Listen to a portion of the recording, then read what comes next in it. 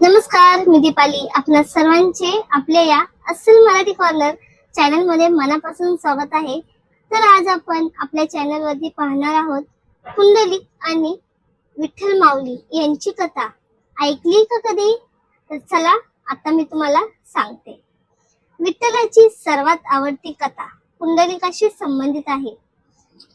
भक्ती परंपरेत सांगितल्याप्रमाणे पुंडलिक एकेकाळी निष्काळजी होता, पण नंतर भक्ती आणि आई वडिलांच्या सेवेमुळे तो बदलला. त्याची सेवा इतकी प्रामाणिक झाली की श्रीकृष्ण त्याला भेटायला आले. त्यावेळेस पुंडलिकाने काय केलं असेल? जेव्हा श्रीकृष्ण आले तेव्हा पुंडलिक आपल्या आई वडिलांची सेवा करत होता. तेव्हा तो तिथून उठला नाही, तर त्याला ती सेवा थांबवायची नव्हती. म्हणून त्यांनी एक वीट अर्पण केली आणि भगवंताला थांबायला सांगितले. श्रीकृष्ण कमरेवर हात ठेवून त्या विटेवर उभे राहिले. हे रूप विठ्ठल विठोबा किंवा पांडुरंग म्हणून ओळखले जाऊ लागले. पंढरपूर मध्ये भक्त त्यांना प्रेमाने विठ्ठल माऊली म्हणतात. माऊली म्हणजे आई. यावरून भक्ताला भगवंताशी किती जवळीक वाटते हे दिसून येते. विठ्ठल प्रेमळ, सहनशील आणि सहज जवळ येणारे मानले जातात. ते आपल्या भक्तांची वाट पाहतात. ते साधी गाणी स्वीकारतात. ते प्रामाणिक अंतःकरणे ऐकतात. ही कथा आषाढी एकादशीला एक मृदू भक्तिमय भावना देते.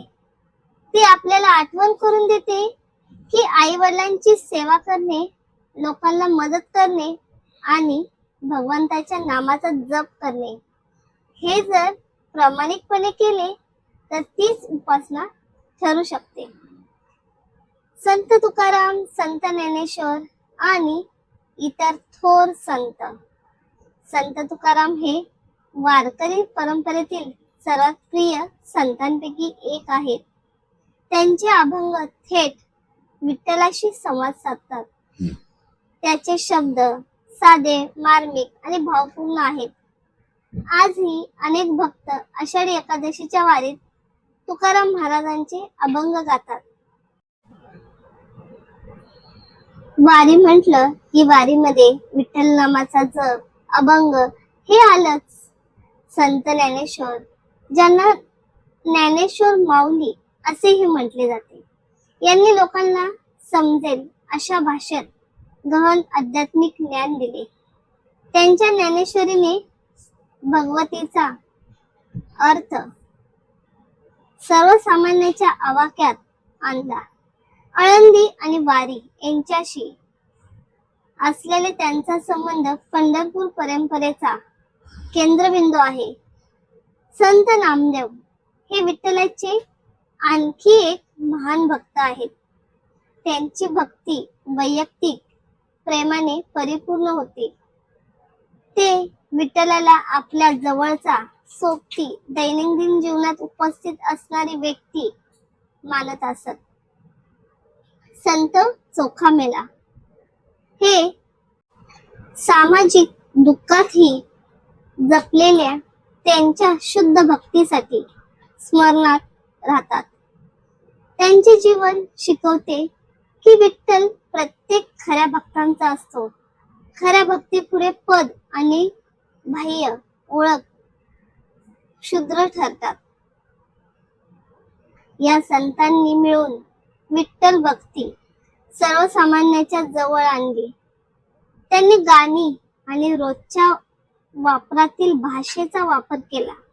म्हणूनच आषाढी एकादशी आजही घरामध्ये, मंदिरामध्ये आणि पंढरपूरच्या रस्त्यावर जिवंत वाटते. विठ्ठल माऊली तुमच्या घराला शांती आणि दृढ श्रद्धेचा आशीर्वाद देवो. रामकृष्ण हरी, रामकृष्ण हरी. तर आजच्या या व्हिडिओमध्ये मी आषाढी एकादशीच्या निमित्त आज विठ्ठल आणि पुंडलिकाची कथा सांगण्याचा प्रयत्न केलेला आहे. कशी वाटली नक्की पाहावा.